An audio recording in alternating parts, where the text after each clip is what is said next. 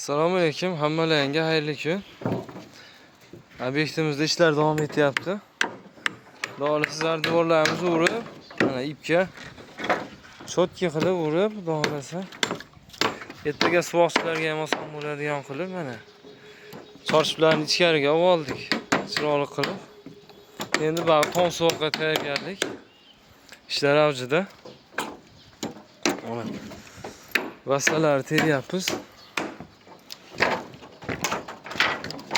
İşler avcıda. Quyosh ham qizdirib yotibdi, biz ham qizyapmiz.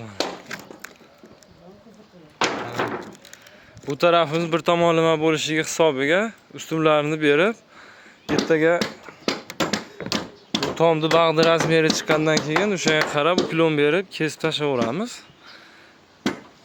Shunga tayyorlab, ertaga bu tomsoqdan keyin teshib kashay-pashaga joy ochib teshik qilib yurilmaydi. Bir yo'lni tayyorlab ketyapmiz. Hammalar sog' bo'lasizlar, like bosib obuna bo'lishni unutmaysizlar. Rahmat.